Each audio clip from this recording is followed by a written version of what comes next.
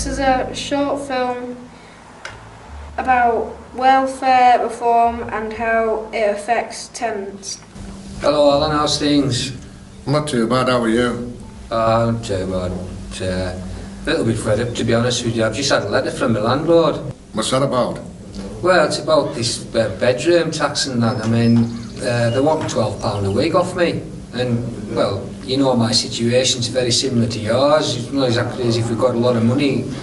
And, yeah, basically they're saying I'm going to have to pay it, so I don't think I'm going to pay it, to be honest. Well, you have to pay it, because if you don't pay it, you'll be out of your flat completely. Are you sure? I'm certain.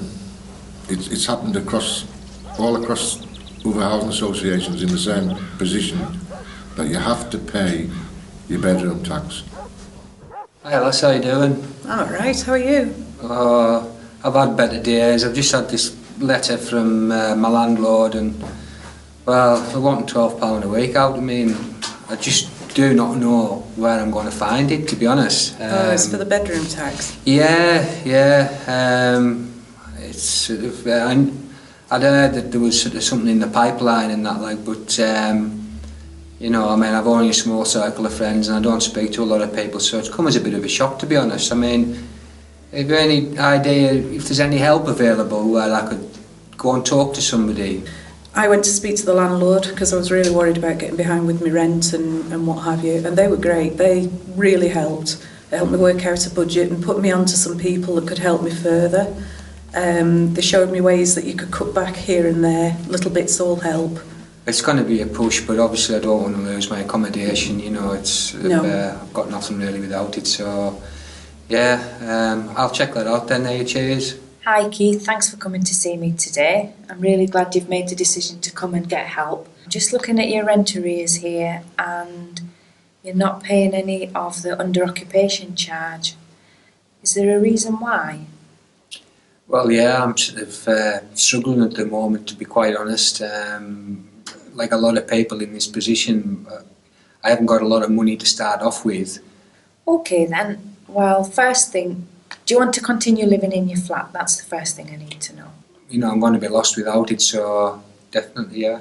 Okay then, so what we need to do is, first of all, I need to make it clear to you, Keith, that you have to pay this £12 a week. There isn't a choice in that. If you want to stay in your flat, then you need to obviously pay that every week, not just 1 week and then another week and then think, oh dear, I can't pay this. It has to be paid every single week.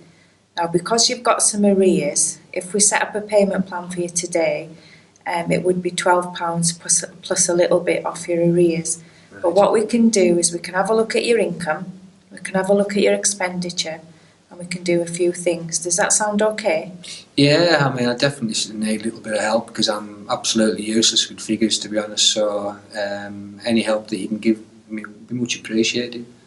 Well, one of the first things we can do is check and see you're getting everything you're entitled to with regarding benefits, because I believe you're unemployed at the moment, yeah? I am, yeah. So we can check that out. Another thing we can do is apply for a discretionary housing payment, which is paid from the council. It only lasts 13 weeks, but it might tide you over until we get you back on track. Now, I'm not saying that you'll definitely be entitled to it, but I think it's worthwhile applying for it on the grounds of financial hardship. So that's one of the first things we can do. Right. We can also look at your expenditure and see where your money's going. Now, I know that you don't get a lot of money, so it's not going to be easy. You're not going to have huge spends here and there, but if we look at that and see if we can reduce your outgoings in any way, check fuel, check your energy costs. Let's have a look and see if we can reduce them in any way.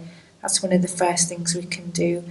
We can also look at, where the rest of the money's going and see if we can reduce that in any way.